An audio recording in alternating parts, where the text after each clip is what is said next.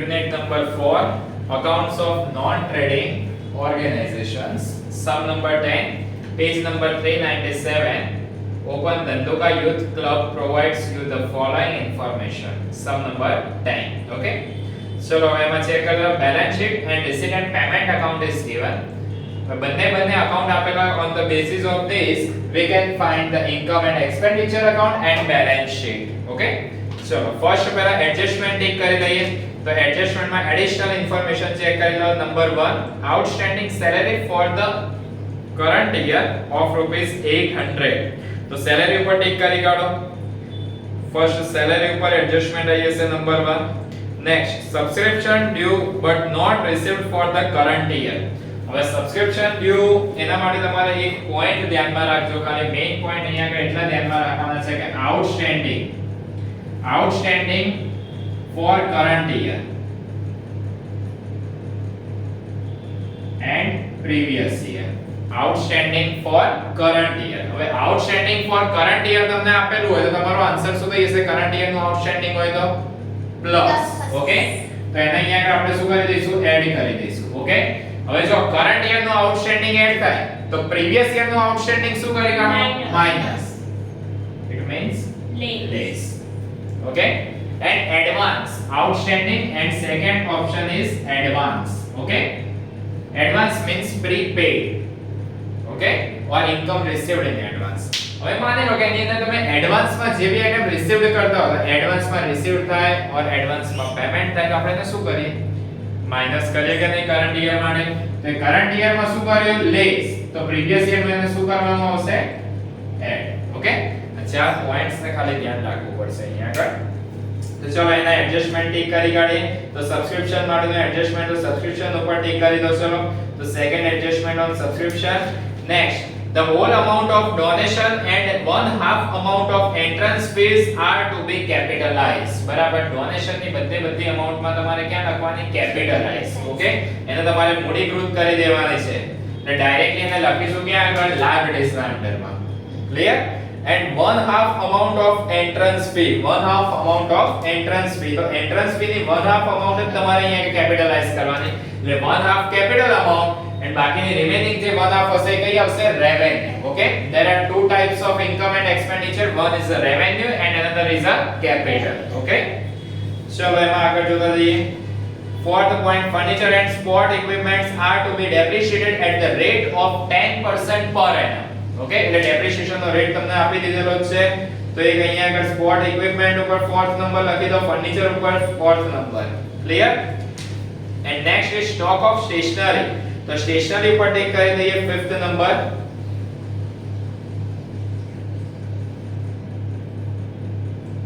ચલો હવે જોતા જાઓ.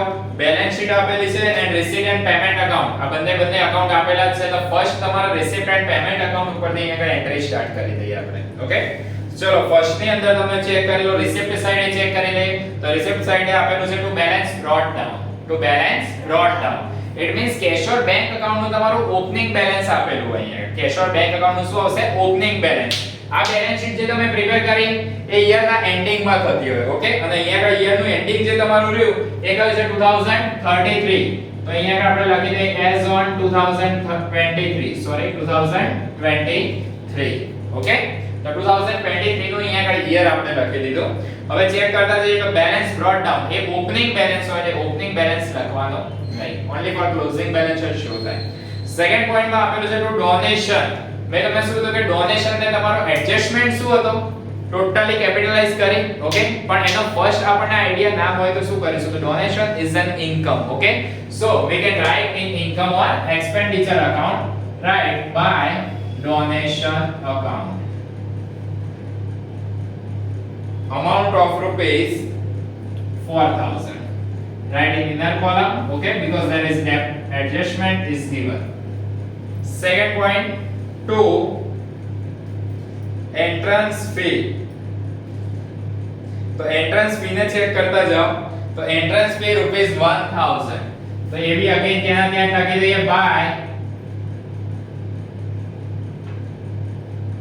entrance fee rupees 1000 એની ઉપર બી એડજસ્ટમેન્ટ છે ઇનર કોલમ માં લખી દઈએ. Okay, next point to subscription, તો વગેરે ત્યાં લખી દઈએ સબસ્ક્રિપ્શન, તો બાય સબસ્ક્રિપ્શન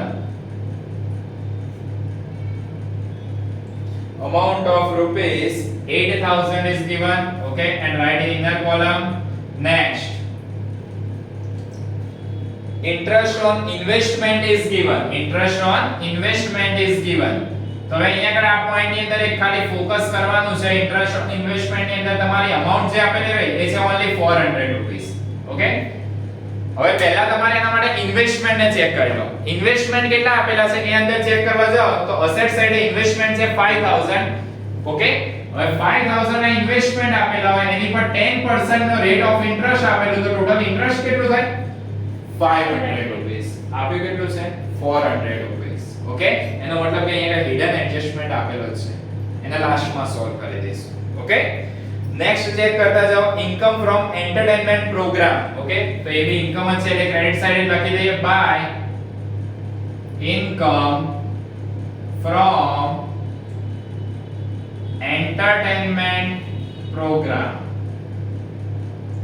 અમાઉન્ટ તમને આપી દીધેલી છે 4600, ઓકે. ડન. તો રિસિપ્ટ સાઈડ આટલે તમારે ફિનિશ્ડ થઈ ગઈ, રિસિપ્ટ સાઈડ ફિનિશ્ડ, ઓકે. હવે આ જો પેમેન્ટ સાઈડ, તો પેમેન્ટમાં ચેક કરતા હતા તો ફર્સ્ટ તમને આપી દીધેલું છે સેલેરી, ઓકે. તો સેલેરી કઈ સાઈડે લખી દઈશું એક્સપેન્સીસ માં, તો ટુ સેલેરી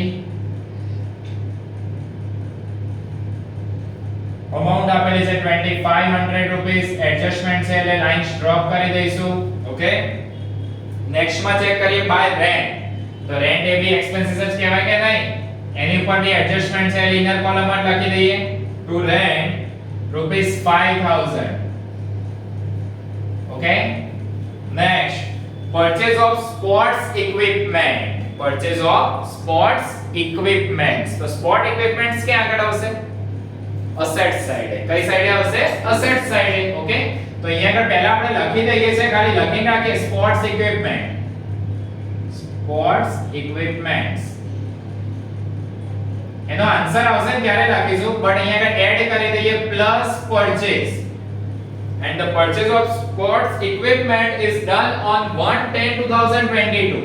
એટલે અત્યારે અહીંયા આગળ ઇનર કોલમમાં ખાલી ડેટ લખી દઈએ, એડજસ્ટમેન્ટ અહીંયા આગળ છે જ, ઓકે. ડેપ્રિસિએશન, તો એ હેલ્પફુલ થશે ડેપ્રિસિએશન માટે ₹4000, ક્લિયર. એના પછી ચેક કરતા જાઓ by expense of entertainment programme, જોઈ લો અહીંયા આગળ income from entertainment program, same as it is કયો આવી ગયો expense for entertainment program. તો expense for entertainment program, okay. તો એનો આન્સર કેટલો આપેલો છે તો એ છે 3000 rupees, okay. Next postage and stationery expenses આપેલો છે તો same as it is સાઈડે લખી દઈએ to postage rupees 200 and to stationery expense, stationery expenses ઉપર ચેક કરી દેજો કે ત્યાં આગળ એડજસ્ટમેન્ટ આપેલો જ છે, તો સ્ટેશનરી ને ઇનર કોલમમાં લખી દઈએ 1200 rupees, okay. And balance carry down, એનો મતલબ કે કેશ ઓર બેંક અકાઉન્ટ નું કેરી ડાઉન બેલેન્સ આપી દીધું. Receipt and payment it means cash or bank account, okay. And the closing cash or bank account will be write in assets, okay. તો closing cash or bank account નું આપી દીધેલું છે અહીંયા આગળ, cash or bank closing balance rupees 4100 rupees, okay. totally receipt side finished થઈ ગઈ, income and expenditure અહીંયા આગળ આવી ગયા, okay. હવે જોઈ લો બેલેન્સ શીટ, તો બેલેન્સ શીટ માં 31/3/2022 નું આપેલું છે, ડેટ કઈ આપી 31/3/2022. આપણે જે બેલેન્સ શીટ બનાવી એની ડેટ કઈ 2023, okay.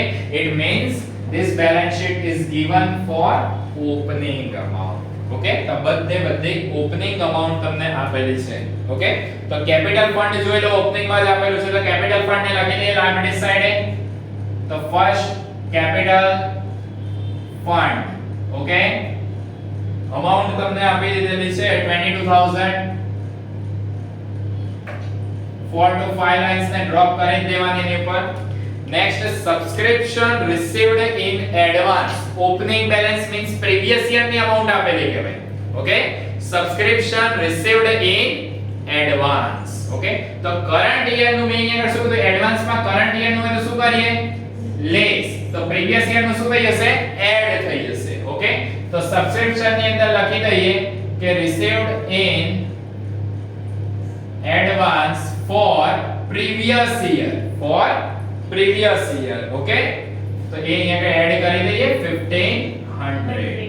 Clear? Clear? Yes. Next, unpaid rent, unpaid rent. Okay, so unpaid rent for previous year, unpaid rent for previous year, unpaid means outstanding. Okay, so outstanding for current year is add. Okay, then outstanding for previous year is less. Okay, તો less કરી કાઢો. ચલો, તો unpaid rent ને less કરી દેવાનું, rent માંથી minus outstanding for previous year, outstanding for previous year, any amount તમને આપી દીધેલી છે 1000 રૂપીસ, તો અહીંયા આગળ લખી દઈએ 1000. Clear?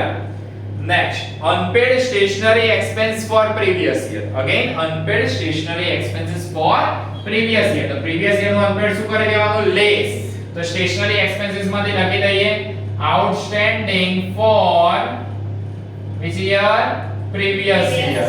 Okay, so previous year rupees 500. Clear? Next, the balance of opening balance of furniture is rupees 10,000.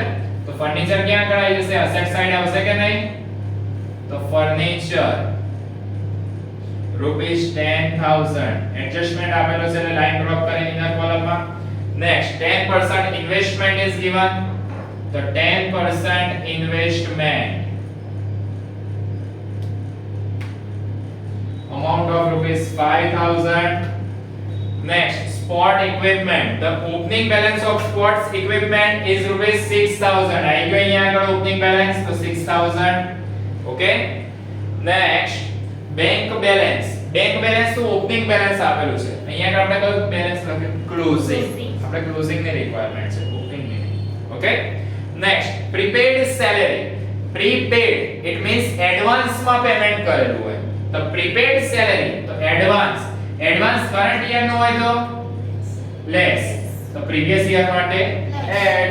Okay, તો salary ની અંદર એટલી amount શું થઈ જશે, add, તો અહીંયા આગળ શું લખીશું, prepaid, prepaid bracket માં શું લખી દઈશું, for previous year. Okay, તો prepaid salary for previous year is 1500. કેટલી salary આપેલી છે, 1500. Okay. Next, subscription due, subscription due, subscription means લવાજમ જે તમે કહો. ઓકે, જે મળવાનું હજુ શું છે, બાકી છે, previous year નું મળવા બાકી, it means previous year નું outstanding receivable, તો previous year નું outstanding શું થઈ જશે, less. ઓકે, તો અહીંયા આગળ subscription ની અંદર લખી દઈએ outstanding for which year, previous year. Okay, तो ये लेस કરી દઈએ, તો એની અમાઉન્ટ આપેલી છે 500 રૂપીસ. કેટલી અમાઉન્ટ આવી ગઈ, 500 રૂપીસ. ઓકે, જે બેલેન્સ શીટ ની ઇન્ફોર્મેશન હતી, રિસીપ્ટ એન્ડ પેમેન્ટ ની ઇન્ફોર્મેશન હતી, એ કમ્પ્લીટ થઈ ગઈ. હવે જે સોલ્વ કરીએ એડજસ્ટમેન્ટ, તો outstanding salaries for current year.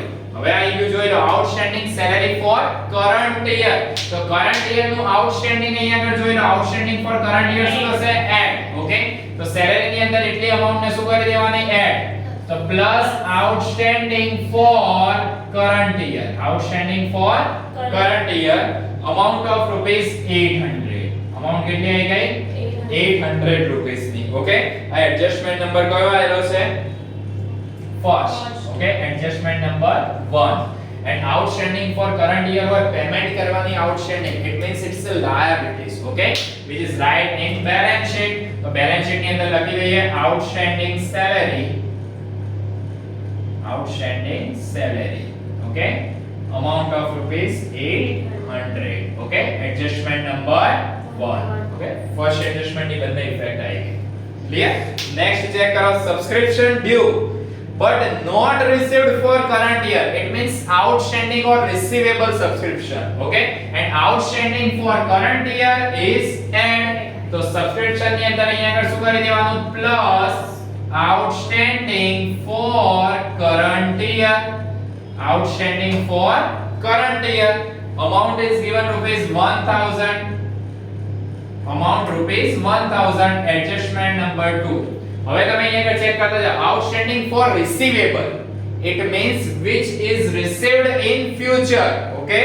Then it's a receivable and receivable recorded under assets. Okay? તો અહીંયા લખી દો outstanding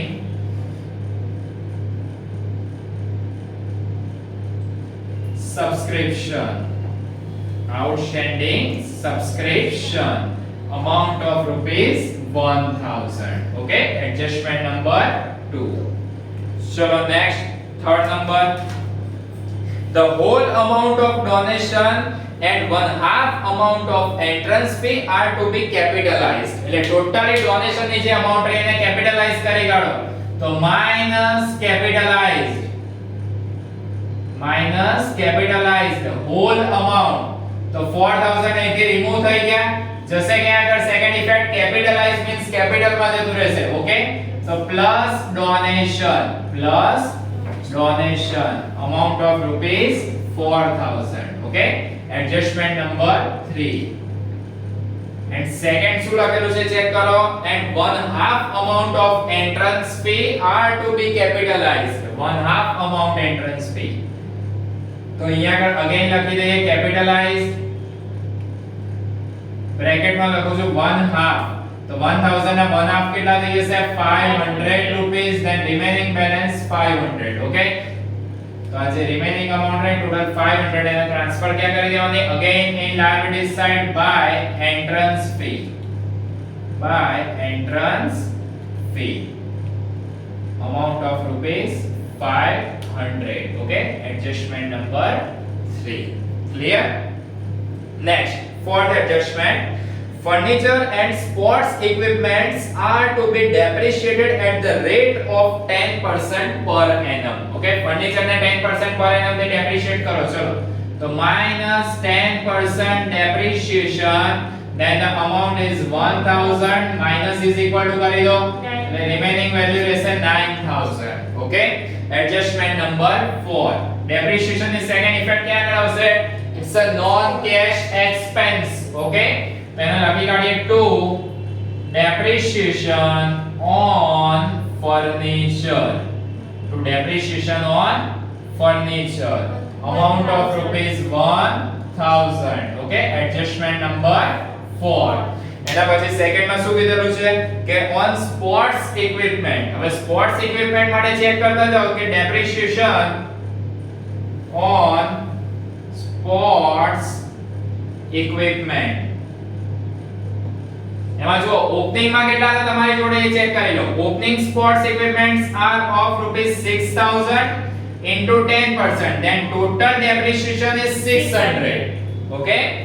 And additionally sports equipments are 4000 into 10%, which is purchased on 1/10/2022. Okay? Now check the month check करो. Total month check करो. Total कितना month થઈ જશે 6 month હશે કે નહીં? તો into 6 divide by 12. Then your answer is 400. તો total depreciation કેટલો આવી ગયો? Sorry, 200. Then your answer is 800. Clear? Okay? તો depreciation ને અહીં લેસ કરી દઈએ સ્પોર્ટ્સ ઇક્વિપમેન્ટ માંથી માઈનસ depreciation કેટલો આવી ગયો 800. ટોટલ કરીને રાઉટ લાવી દો. ચલો 9200. Adjustment number 4. depreciation ક્યાં કરાઈ જશે expense side to depreciation on sports equipment. Okay? amount of rupees 800. adjustment number 4. Clear? Depreciation finished. Next, check करता जाओ. Stock of stationery as on 31st/3/2023 amounted to rupees 200. એનો meaning કે જો total stationary expenses આપણે જેટલો બી કરેલો હજુ બી એમાંથી 200 આર ઇન સ્ટોક એટલે હજુ બી આપણી પાસે અવેલેબલ છે. ઓકે? તો જે સ્ટોક હોય એને શું કરી દેવાનું ત્યાંથી રિમૂવ કરી કાઢો, લેસ કરી કાઢો. તો માઈનસ સ્ટેશનરી સ્ટોક રૂપીસ કેટલા કીધેલા છે 200 એડજસ્ટમેન્ટ નંબર 5 એન્ડ સ્ટોક આવે એટલે સ્ટોક એ શું કહેવાશે તમારી અસેટ્સ કરંટ અસેટ્સ ઓકે અને લખી દો અસેટ સાઈડે stationery stock of rupees 200 adjustment number 5 okay બધા જે બી અહીંયા આન્સર અને આઉટર કોલમમાં શિફ્ટ કરતા જાવ ચલો 4800 4000 ઓકે 500 અહીંથી રિમૂવ થઈ ગયો 10000 સબસ્ક્રિપ્શન માં interest on investment of hidden adjustment બાકી રહી ગયો જોઈ લો hidden adjustment interest on investment એમાં ચેક કરી લઈએ ઇન્ટરેસ્ટ ઓન ઇન્વેસ્ટમેન્ટ એની કેલ્ક્યુલેશન તમને પહેલા શો કરી દીધેલી છે ચેક કરી લેજો કે ઇન્ટરેસ્ટ ઓન ઇન્વેસ્ટમેન્ટ ટોટલ 5000 ના investment into 10% then your answer is 500 okay total investment આવા કેટલાના જોઈએ 500 so plus outstanding interest which is rupees 100 okay a outstanding interest is also receivable the receivable will be write in asset side so outstanding interest amount of rupees 100 okay credit side no total કરી કાઢો કેટલું આવે છે credit side નો total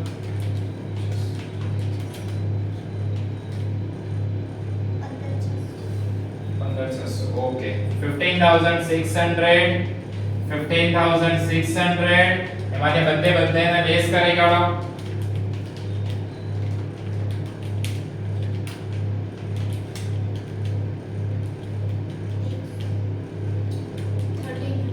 1300 okay તો remaining balance કેટલું આવી ગયું 1300 okay access of income અહીંયા ચેક કરી લો ઇન્કમ ની સાઈડ કેવી આવી છે વધારે ઓકે તો ટુ એક્સેસ ઓફ ઇન્કમ અહીંયા વધારે આવી ગયા નહીં ઓવર એક્સપેન્ડિચર ઓકે ઇન્કમ વધારે આવી ગઈ તો એમાં શું કરી દઈશું એડ તો પ્લસ અહીંયા આગળ શોર્ટમાં લખું છું access income okay of rupees 1300 કરવાનો ટોટલ 27800 ટોટલ કરી કાઢો 28600 ઓકે